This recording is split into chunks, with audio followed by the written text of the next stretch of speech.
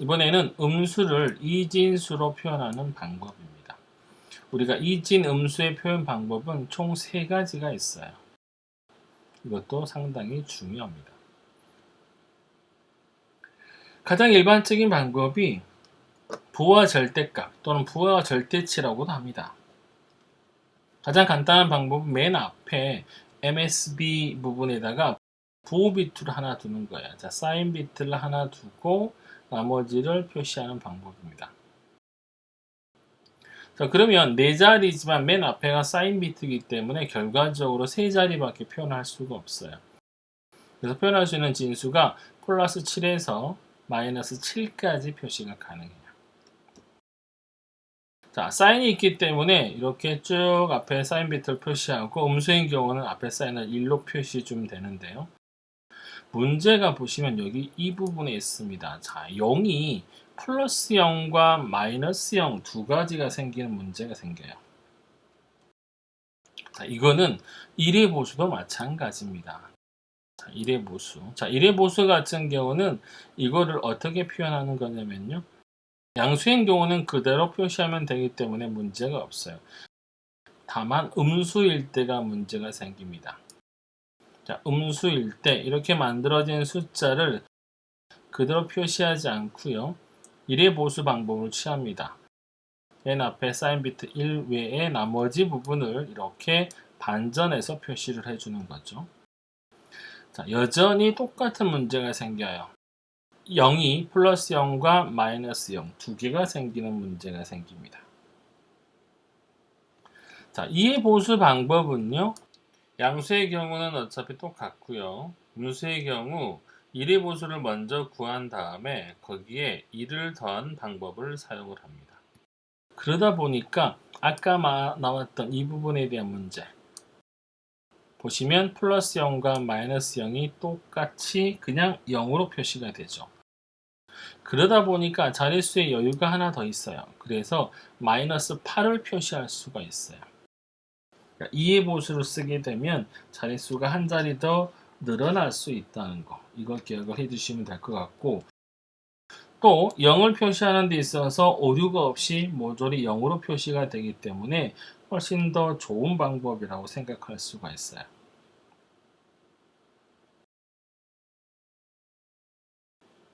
음수의 이진수의 뺄셈 연산입니다. 자, 우리가 보통 뺄셈 연산을 보면 몇 가지 경우의 수로 나눌 수가 있어요. 자, 2 플러스 5는 7. 이거는 양수 간의 합이죠. 자, 그 다음에 마이너스 2 플러스 마이너스 5. 자, 두 수가 전부 다 음수죠. 자, 음수 간의 합을 하게 되면 다시 결과는 음수가 되죠. 자, 또 하나. 앞에는 숫자가 절대값이 큰 양수와 절대값이 작은 음수를 합한 경우입니다. 자, 이때는 우리가 가장 간편하게 부호를 바꾸는 방법을 쓰죠.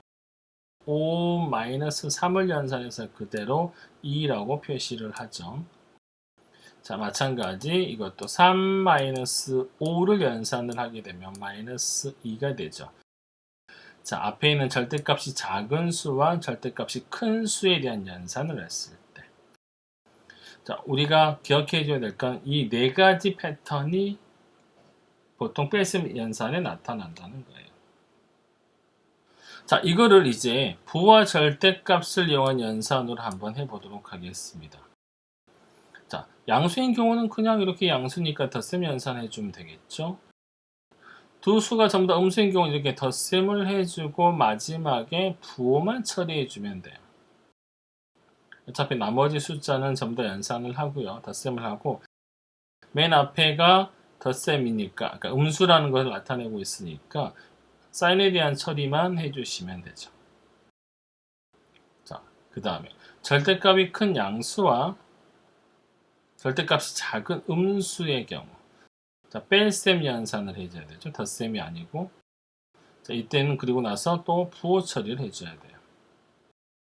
자, 문제는 절대값이 작은 양수와 절대값이 큰 음수의 경우 순서를 바꿔야 되죠. 우리가 보통 큰 애를 앞으로 보내야 되니까 바꿔주기 하고 그 다음에 뺄셈 연산하고 아주 복잡해집니다. 세 번째 연산에서 부호를 제외한 나머지 3비트에 대한 연산을 하고 101, 그 다음에 101 빼기 011 이렇게 뺄셈을 하고 마지막에 부호 처리를 해주면 돼요. 앞에가 크기 때문에 그대로 0이 지금 온 거죠. 그런데 문제는 이 네 번째 경우죠. 자, 네 번째 연산의 경우는 부호를 제외한 나머지 3비트를 순서를 바꿔요. 그리고 나서 그러니까 101-011을 하고요. 그래서 결과를 010을 얻어놓고 마지막에 다시 부호를 그대로 표시해주는 방법을 쓰죠. 따라서 순서 교환이라든지 뺄셈 연산들이 들어가죠. 따라서 부호와 절대값을 이용한 연산은 이진 회로에 적합하지 않음을 알 수가 있습니다. 자, 이번에는 1의 보수를 이용한 연산입니다. 자, 모든 숫자를 1의 보수를 하는 방법인데요. 지금 앞에 보시면 양수의 경우는 그대로 연산을 해주시면 되죠. 자, 이 숫자는 지금 음수죠. 음수와 음수이기 때문에 자, 이것도 1의 보수를 취하고요. 자, 뒤에는 자리 순환 올림, 그 다음에 연산의 결과. 자, 여기서는 지금 덧셈과 함께 순환 자리 올림이 발생했어요. 자, 세 번째 연산 역시 이렇게 덧셈 연산 다음에 자리 순환 자리 올림 연산이 한 번 더 필요한 걸 알 수가 있어요. 네 번째 연산의 경우는 그대로 덧셈 연산으로 처리를 할 수가 있었죠. 자, 이번에는 2의 보수에 대한 방법을 보겠습니다. 자, 이렇게 덧셈 연산 그대로 그냥 덧셈 연산해 주시면 되죠. 그 다음에 음수의 경우는 그대로 덧셈 연산을 하고 앞에 발생하는 일을 그대로 무시해 버리면 돼요. 자, 여기도 마찬가지입니다. 앞에가 양수고 뒤가 절대치가 작은 음수여도 그대로 덧셈 연산하고 앞에 일을 그냥 무시하면 되죠. 캐리를. 마찬가지 네 번째 방법도 그대로 덧셈 연산이었어요. 따라서 이 세 가지 방법 중에 2의 보수를 이용한 방법이 가장 간편한 방법이라는 걸 알 수가 있어요. MSB가 0이면 양수, 1이면 음수라는 성질이 그대로 유지가 되고 모든 연산을 덧셈만으로 할 수가 있어요. 그 다음에 0이 두 개 존재하는 모순이 없고요. 캐리를 따로 처리하지 않아도 돼요. 만약에 캐리가 발생하면 그냥 어떻게 했나요? 모조리 무시해주면 되죠. 따라서 2의 보수의 방법이 음수를 연산한, 음수의 뺄셈을 연산한 가장 좋은 방법이라는 게 이렇게 증명이 됐습니다. 자, 그 다음은 이진부호 형태의 비트 확장입니다. 자, 플러스 10을 4비트의 2의 보수로 나타내게 되면 4비트로는 표시가 불가능하죠. 마이너스 10도 마찬가지입니다. 4비트로는 표시가 불가능해요. 왜냐하면 4비트에서는 부호를 나타낼 수가 없죠. 따라서 8비트로 나타내려면 맨 앞에가 이렇게 0이 되고 1010, 1010이 그 자체만으로 10이죠. 그 앞에 이게 나타나줘야 되는데 보통 이걸 나타낼 때 우리가 5비트를 표시하진 않아요. 4비트로 표시가 안 되면 그 2배인 8비트로 표시를 하죠.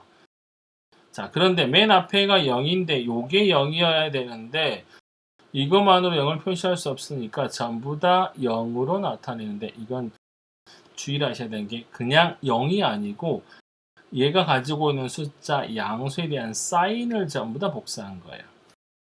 그래서 이거를 비트 확장이라고 합니다. 다른 말로 뭐 부호 확장이라고도 하기도 해요.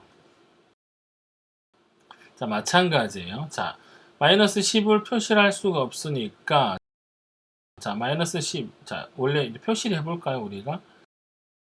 1010으로 표시를 해줘야 되는데 자, 이거를 음수에 더더군다나 맨 앞에가 1비트라고 가정을 하고 그럼 부호는 냅두고 나머지 방법을 자, 01, 01 자, 이렇게 했어요. 자, 근데 아까 우리가 지금 2의 보수를 취한다고 그랬죠? 그래서 이거는 0101이 아니고 0, 1, 1, 0이 돼야 됩니다. 자, 이해 보수니까. 그 다음에 맨 앞에 있는 2를 이제 확장하는 거죠. 이렇게. 하나, 둘, 셋, 넷. 자, 이거는 1이 아니고 마이너스 음수가 확장된 거예요. 자, 이렇게 이해를 하셔야 돼요. 16비트로 하게 되면 마찬가지. 이거 전부 다가 사인입니다. 이것도 전부 다 사인이 돼야 되는 거고요. 이렇게 해야만 오류가 없어요. 자, 이진부의 형태 플러스 32,749 10진수입니다. 이것과 마이너스 32,749를 이진부호의 형태로 나타내라 입니다. 자, 이게 풀이 방법을 한번 보겠습니다. 식 1.6에 의해서, 자, 식 1.6은 지금 여기는 표시가 안 됐었는데, 우리가 이진수를 표현할 수 있는 표현의 범위를 계산하는 방법이었어요. 2의 m-1승부터 플러스 2의 n-1-1까지를 표현할 수 있다. 비트의 개수를 나타내는 거예요. 자, 이 숫자를 표현하기 위해서는 우리가 최소 n값이 16이어야 되는 것을 알 수가 있어요. 따라서 16자리에 이진수를 적용해 주시면 되고요. 각각의 연산하는 방법을 써서 연산해 보면 이렇게 맨 앞에가 사인이 들어가고요. 1111, 1111, 1111 이렇게 표시가 됩니다. 그 다음에 이 결과를 이 보수를 하게 되면 이게 음수 마이너스 32,749를 표현하는 방법이 되죠.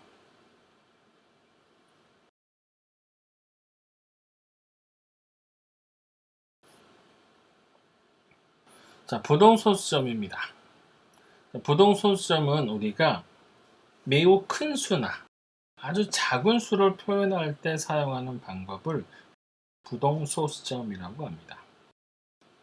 우리가 부동소수점을 표시할 때는 이렇게 기수와 가수와 지수의 형태로 나타내는데 이때 이 기수의 크기는 지수분의 1이고요. 이거는 가수보다 작거나 같을 수가 있고요.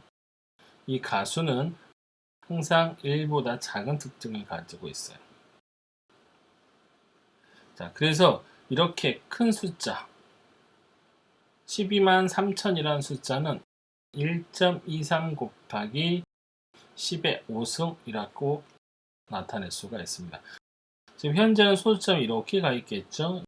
자, 이거를 소수점을 앞으로 이동하게 되면 뒤에 있는 지수가 하나씩 커지게 되겠죠.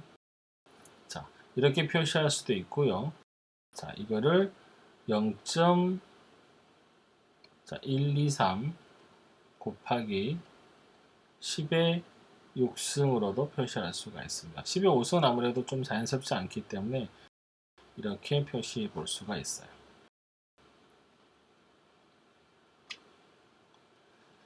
자, 그 다음에 나온 게 IEEE 단정도 부동소수점 표현 방법이 나오는데요. 자, 이 방법은 우리가 지금 요 PPT 자체가 조금 설명이 부족해요. 그래서 제가 다른 PPT를 하나 가지고 설명을 하도록 하겠습니다.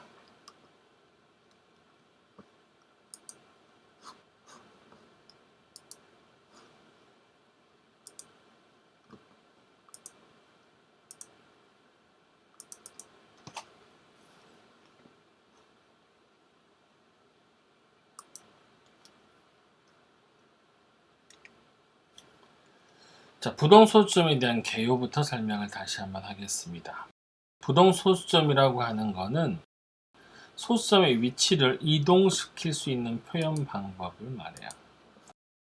자, 부동소수점의 수의 일반적인 형태는요. 자, n은 마이너스 1의 s승, 그 다음에 m 곱하기 b의 2승으로 나타낼 수가 있어요. 자, 여기서 s는 부호고요. m은 가수, b는 베이스 n은 기수, 그 다음에 e는 지수승으로 표시를 합니다. 자, 우리가 이진부동소수점이라고 하면요. B가 2일 때 이진이라고 표시를 해요. 단일 정밀도, 우리가 흔히 말하는 플롯이라고 하는 형태 있죠. 이 플로팅 포인트가 단일 정밀도가 되고요. 더블이라고 하는 게 복수 정밀도가 돼요. 단일 정밀도의 예의 경우 맨 앞에 32비트 중에 맨 앞에가 사인 비트로 들어갑니다. 그 다음에 지수 필드가 이렇게 나오는데 이 필드가 8비트예요. 그 다음에 여기 뒤에 있는 필드가 가수 필드가 됩니다. 자, 지수라는 거는 뭐 2의 3승, 2의 4승 이런 식으로 표시가 되는 수가 되기 때문에 지수 필드가 늘어나게 되면요. 표현할 수 있는 표현의 가능 범위가 확장돼요. 자, 8비트이기 때문에 2의 8승까지 표시할 수 있겠죠. 자, 2의 8승까지 표시하면 256가지 정도의 표현 가능 범위가 나타나게 돼요. 이 반에서 이게 점점 더 커지면 이보다 지수 필드가 더 커지면 훨씬 더 큰 숫자를 표시할 수가 있는 거죠. 가수 필드의 수가 늘어나게 되면 정밀도가 좋아집니다. 원래의 수와 훨씬 더 가까운 숫자를 표현할 수 있는 걸 나타내는 게 바로 이 정밀도 부분입니다. 자, 같은 수에 대해서 부동소점 표현은 여러 가지가 존재할 수가 있습니다. 자, 0.1101 곱하기 2의 5승도 가능하고요. 소점을 뒤로 넘겨서 이렇게 110.1 곱하기 2의 제곱도 가능하고요. 0.001101 곱하기 2의 6승으로도 표시할 수가 있어요. 자, 이렇게 여러 가지 방법이 있지만 우리가 흔히 normalized 표현 방법이라고 하는 방법을 쓰는 거. 우리가 배울 때는 정규화된 표현 방법이라고 배우셨을 거예요. 수에 대한 표현 방법을 한 가지로 통일하기 위한 방법이고요. 정규화된 표현 방법을 한마디로 정의하면 소수점 앞에 숫자를 하나만 두는 방법을 말합니다. 자, 지금 이거는 소수점 앞에 숫자가 하나가 표시가 되어 있죠. 그렇기 때문에 얘는 정규화된 표현 방법이라고 볼 수가 있어요. 근데 얘는 소수점 이하 자리, 앞에 자리가 세 자리이기 때문에 정규화가 되지 않다고 보는 겁니다. 자, 이거를 여러 가지 방법으로 표시할 수가 있는데요. 자, 가장 기본적으로 보호 비트는 일단 0으로 표시해 봅니다. 자, 예를 들어서 한번 보겠습니다. 0.11 곱하기 2의 5승을 표시한다고 했을 때 지금 이거는 양수기 때문에 보호 비트는 0으로 가겠죠. 자, 이렇게. 자, 그 다음에 지수 비트는 0.000101 이렇게 표시를 할 수 있어요. 이거는 지금 2의 5승을 표시하는 방법이기 때문에 이렇게 표시를 하죠. 그 다음에 가수 부분은 1101. 이진수이기 때문에 그대로 써주시면 돼요. 소수점 안에 첫 번째 비트는 항상 1로 표시가 되기 때문에 저장할 필요가 없어요. 따라서 이걸 이용하게 되면 가수가 23비트를 이용해서 소수점 24비트까지를 표시할 수 있게 만들 수 있습니다.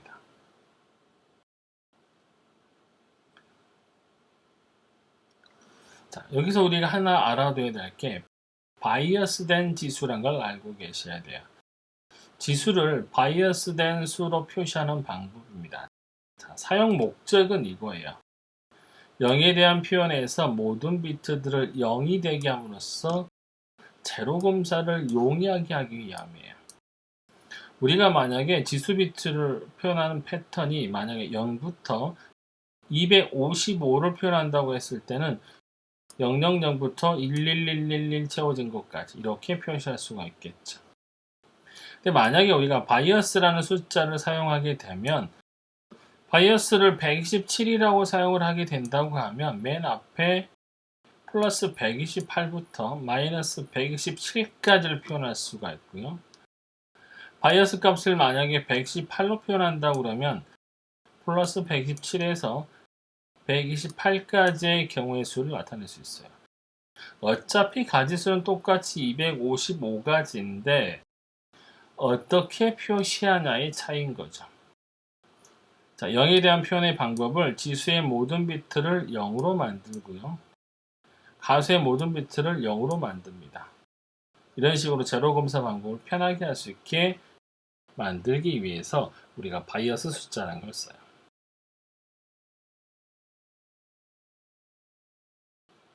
자, 따라서 우리가 바이어스된 지수를 사용해서 부동소점을 표시하게 되면, 자, 여기서는 얘가 지금 118을 예를 들고 있습니다. 마이너스 13.625에 대한 부동소점 표현 방법을 하는 거예요. 자, 13.625는 앞에 부분은 1101.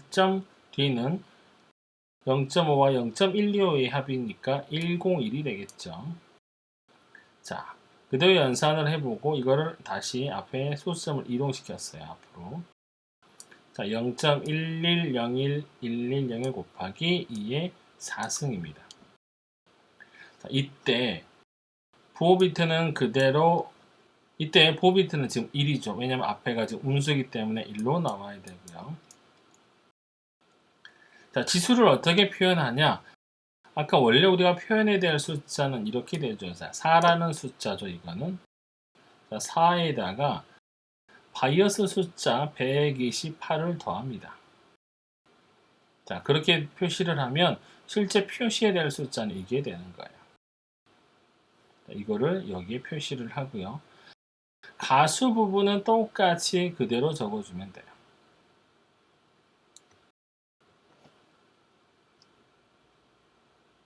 자, 이 부분은 넘어가도록 하고요.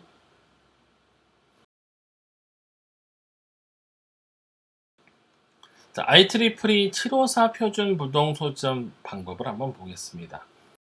이 IEEE 754 표준 부동소점, 자, 이게 현재 지금 부동소점을 표시하는 표준 방법이에요. 컴퓨터상에서.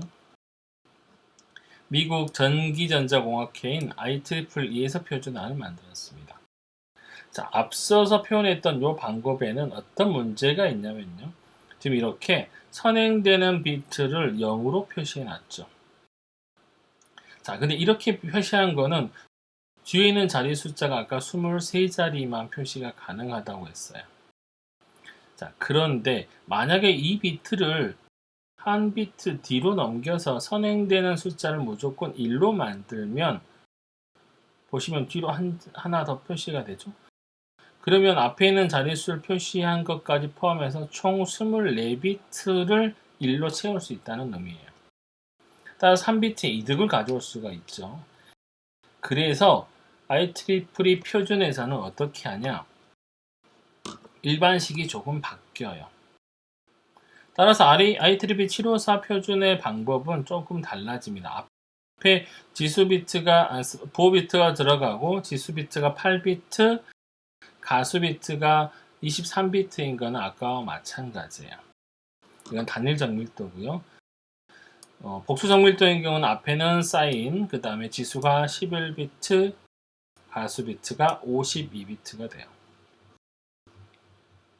자, 가수 비트는 부호와 크기를 표현하는 방법이고요. 앞에 부분이 조금 달라집니다. 자, 이때 1.m 곱하기 2의 지수승의 형태로 가져가요. 이 부분이 달라지는 거예요. 소수점 아래 m 부분만 가수 필드에 저장하고 왼쪽에 표현되지 않은 1, 자, 이거를 우리가 히든 비트라고 부릅니다.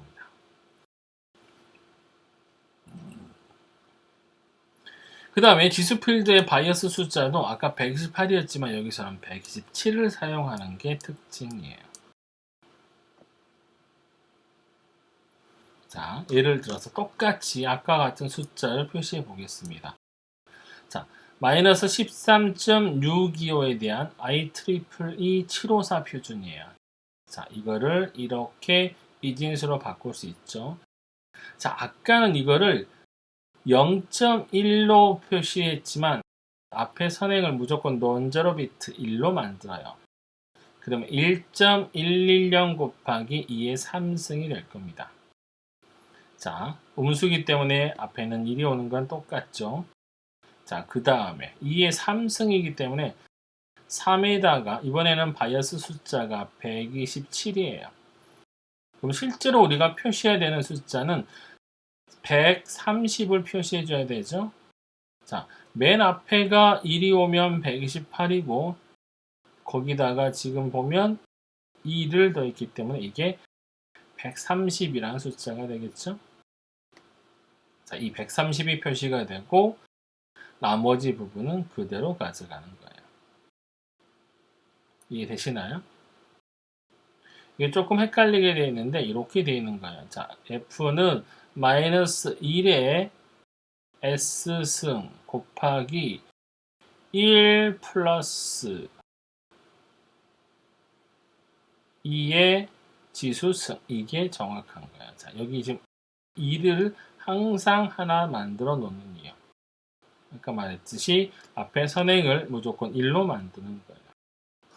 앞에는 무조건 이렇게 보호 비트, 사인 비트가 들어오는 거고 선행 1을 무조건 만들어 놓는 거지. 이런 식으로.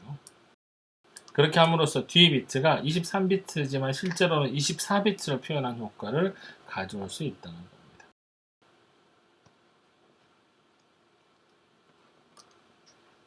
자, 여기까지 일단 설명을 하겠습니다.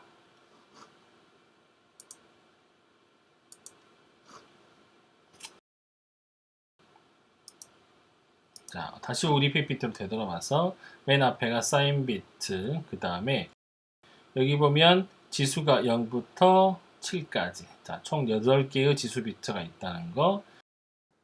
그 다음에 가수 비트가 23비트. 이 식을 보시면 앞서 봤던 것과 동일한 식이죠. 마이너스 1의 S승 곱하기 2의 자, 바이어스가 왜 127인지에 대한 설명했어요. 그 다음에 무조건 선행을 1로 바꾸는 거. 이걸 기억하셔야 됩니다. 자, 배정도인 경우는 앞에 지수 비트가 11비트가 되고 가수 비트가 52비트로 늘어납니다.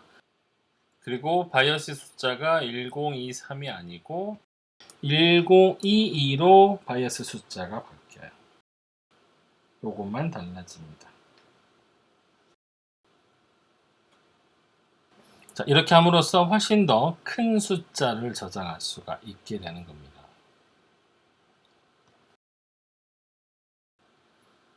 자, 다음은 1.4절 이진 코드 체계입니다.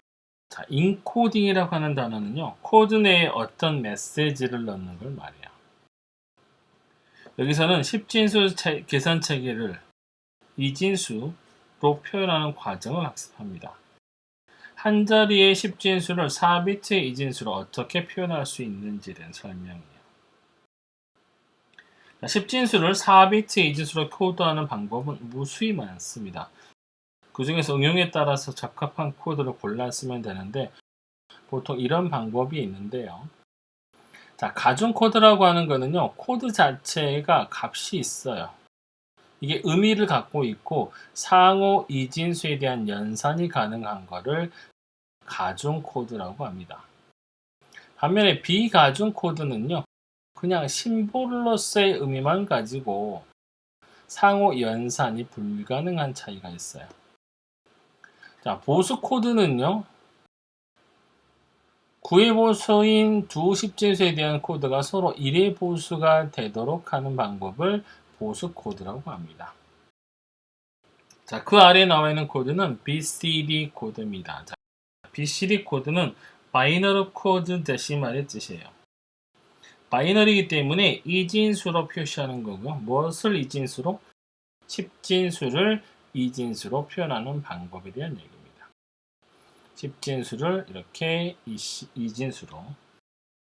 자, 보통 우리가 이걸 표시할 때 BCD 코드는 앞에 있는 숫자가 보통 이렇게 하나씩 1, 2, 4, 8 자릿수가 의미가 있어요. 자, 0, 0, 0은 그대로 0이고요. 1은 1의 자리만 1이 체크가 되어 있죠. 자, 2의 경우는 1, 0. 그 다음에 4의 경우는 1, 0, 0. 자, 이런 식으로 각각의 자릿수가 의미가 있기 때문에 얘는 무슨 코드예요? 10진수 이전 코드 방법 중에 얘는 가중 코드 방법입니다.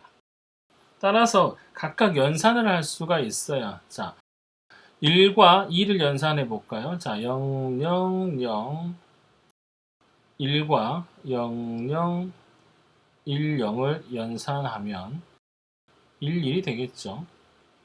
자, 이거는 3이 되는. 이렇게 연산이 가능한 게 BCD 코드의 특징이에요. 자, 그리고 보통 우리가 이걸 코드를 할 때 8421 이렇게 값에 따라서 코드를 하기 때문에 다른 말로 8421 코드라고도 합니다. BCD 코드를.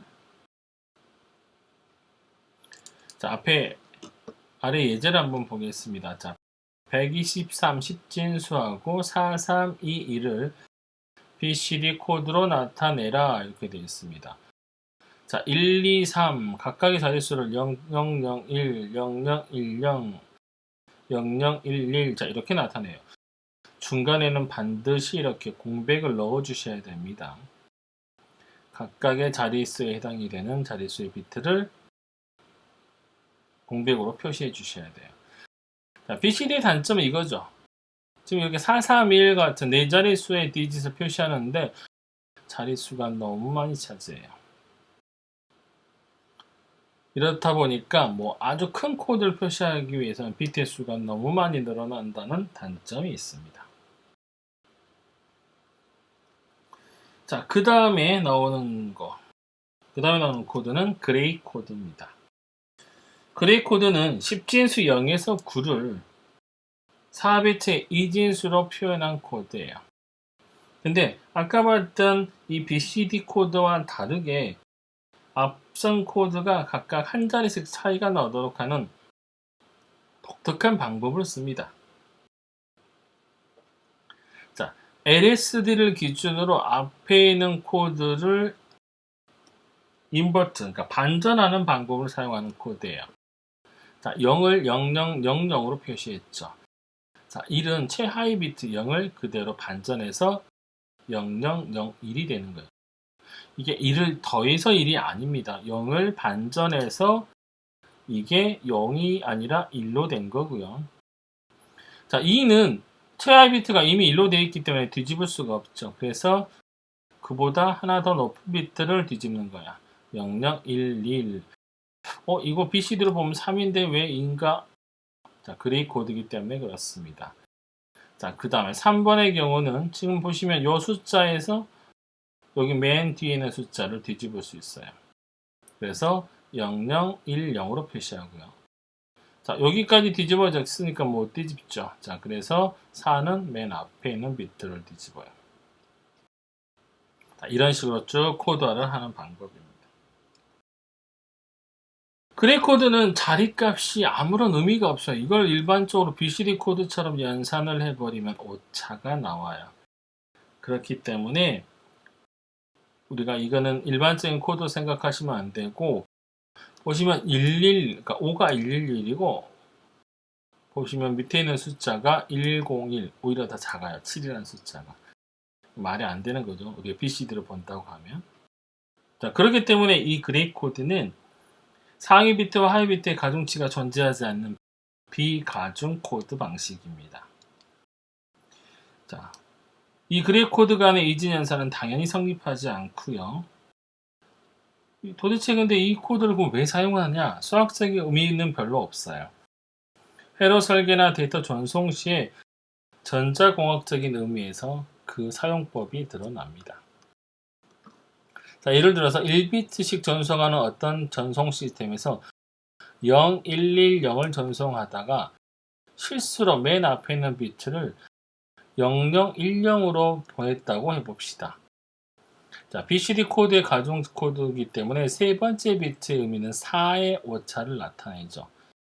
따라서 이거를 보내야 되는데 0010을 보냈다는 거는 4의 오차가 나요.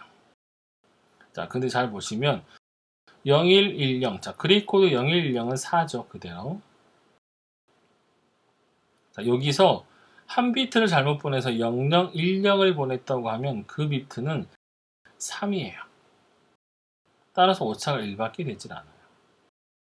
이게 의미가 있는 거예요.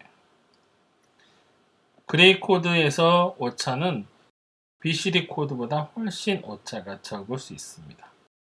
그래서 이거를 전자공학에서 사용을 하는 것이죠. 자, 그 다음에 나오는 3초각 코드는 10진수 0에서 9를 4비트 2진수로 표현을 합니다. 3초각 코드는 10진수에 대한 BCD 코드보다 30 큰 값으로 표시가 되어 있어요.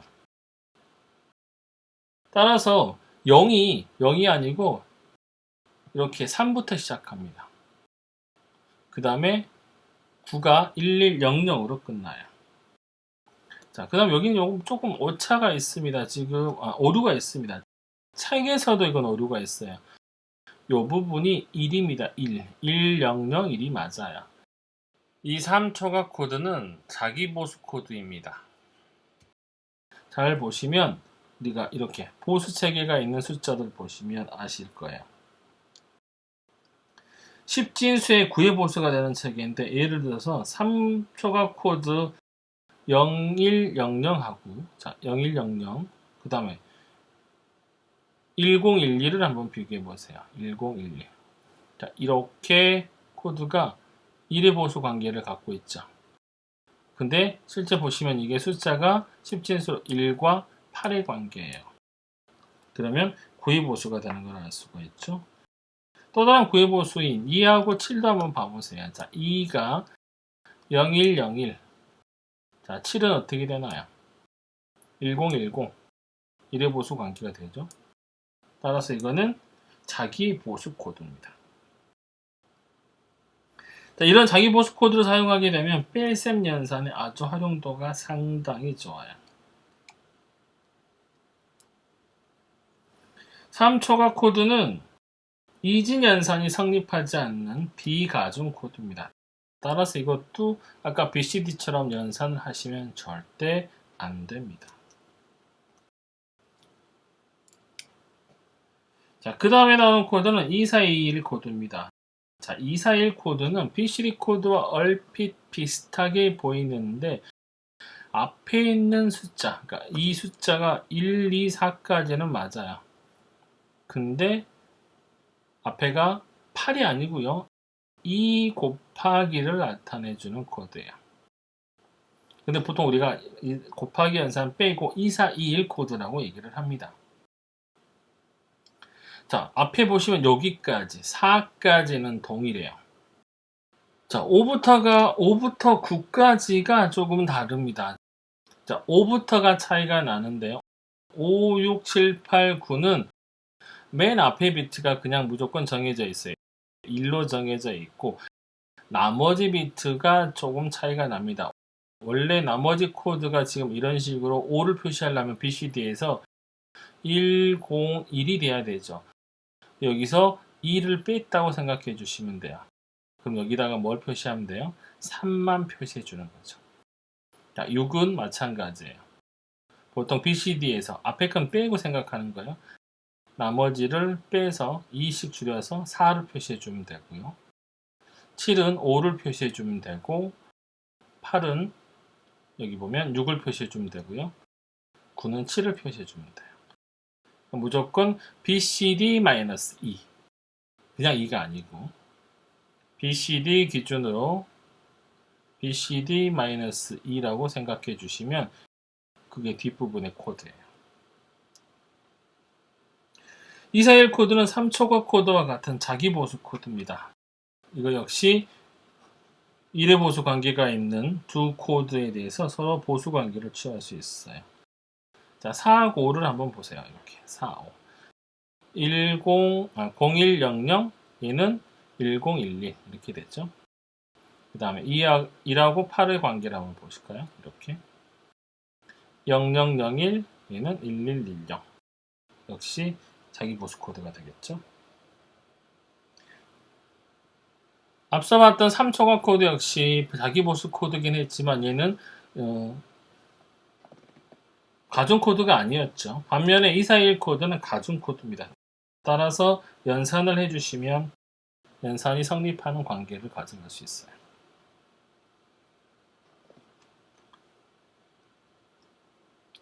자, 그 다음에 나오는 게 ASCII 코드입니다. ASCII 코드는 미국에서 표준화가 추진된 정보 교환용 7비트 보호로 숫자, 문자, 특수문자, 번호 등을 부여한 것입니다. 1993년에 미국 표준협회, ANSI라고 하는 표준협회에서 표준을 결정하고요. 미니 컴퓨터나 개인용 컴퓨터와 같은 소형 컴퓨터를 중심으로 현재 널리 사용이 되고 있습니다. 자, 총 7비트의 값을 앞에 상위 코드 3개하고 하위 코드 4개로 나눠서 이렇게 표시를 하고 있습니다. 상위 코드 3개, 하위 코드 4개. 자, 이 중에서 상위 코드 값이 000과 001인 애들은 주로 인쇄용 또는 전송 제어용으로 사용을 합니다. 팩스라든지 예전에 전타라든지 이런 제품들에서 코드를 나눌 때 사용을 합니다. 그래서 보면 캐리지 리턴이라든지 폼피드라든지 라인피드, 백스페이스 이런 DM 발송용의 인쇄 장치와 호환이 되도록 만들어져 있어요. 보통 기억장치는 8비트인데 여기는 지금 7비트만 쓰고 있기 때문에 128가지만 쓰고 있기 때문에 나머지는 페리티 체크라든지 특정 문자를 이용하기 위해서 사용할 수가 있습니다. 자, 지금까지 배웠던 내용을 한번 정리를 하겠습니다. 연속시간 신호보다 이산시간 신호를 사용하는 이유는 에너지 사용의 효율성을 높이기 위함이에요. 이산신호 신호는 연속시간 신호에 비해서 에너지를 훨씬 덜 쓰고요. 이산시간 신호는 클록을 사용한 표본화 동작을 통해서 획득할 수가 있어요. 잡음 여유가 있다는 것은 잡음 여유 범위 내에서 잡음이 끼어들어도 이를 제거해서 신호를 재생시킬 수 있다는 뜻을 나타냅니다. 아날로그 신호의 경우는 잡음이 끼어들면 바로 신호가 훼손돼 버리기 때문에 잡음 여유가 0이라고 할 수가 있고요. 따라서 디지털 시스템은 이진수를 사용할 때 잡음 여유가 가장 크게 됩니다. 이산시간 아날로그 신호를 양자화하고 이진수를 부호화해서 코드로 표현합니다. 우리 이 과정 외우라고 그랬죠. 아날로그 신호를 디지털로 바꾸는 과정은 첫 번째 표본화, 양자화, 부호화 이 단계를 거칩니다. 원본과 똑같이 만들고 싶다. 그러면 이 표본화 단계를 원래 주파수의 2배 이거를 나이퀴스트 표본화 조건이라고 그랬죠. 자, 이거는 원래 주파수를 2의 FM 단계만큼 주파수를 표본화하는 방식이에요. 이렇게 해버리게 되면 원래 신호를 충실하게 복원할 수 있을 만큼 표본화가 됩니다. 하지만 데이터 양은 훨씬 커지게 되죠. 마찬가지로 이산적인 아날로그 신호를 양자화할 때 좀 더 원본과 똑같이 양자화 잡음을 제거하고 싶으면 양자화 개수 이 단계를 훨씬 더 세밀하게 만들어 주시면 돼요. 근데 만약 이걸 세밀하게 만들면 문제는 이게 커진다. 이게 커진다 그러면 이 부호 비트 수가 커지기 때문에 이게 적절한 타협점이 필요합니다. 필연적으로 양자화를 할 때는 양자화 잡음이 추가가 되고요. 이를 줄일 수 있는 유일한 방법은 더 높은 해상도로 양자화하는 방법밖에 없습니다. 따라서 이것도 역시 양자화 개수를 높이게 되면 훨씬 더 원본과 가까워지지만 데이터 양이 커지는 단점이 있죠. 이진수는 신호 처리 및 전송 과정에서 발생하는 정기적 잡음에 대한 여유가 가장 큽니다. 우리 아까 이유를 설명을 했었죠. 따라서 대부분의 신호 처리 계산에는 이진수 영역인 디지털 영역에서 수행을 합니다. 이진수 코드는 디지털 아날로그 변환을 거쳐서 다시 이산적인 아날로그 신호로 변환할 수가 있습니다. 하지만 아까 말했던 양자와 잡음에 의해서 원본과 똑같은 만큼의 퀄리티를 만들어낼 수는 없어요. 나타내고자 하는 기호의 체계가 간단할수록 작은 에너지가 소모되며 잡음 여유가 커집니다. 이해보수를 활용하게 되면 덧셈 동작만으로 덧셈과 뺄셈 연산을 쉽게 수행할 수 있고요. 다양한 종류의 이징 코드를 응용회로 및 시스템에 맞도록 선택해서 사용할 수가 있습니다. 이상으로 1장을 마치도록 하겠습니다.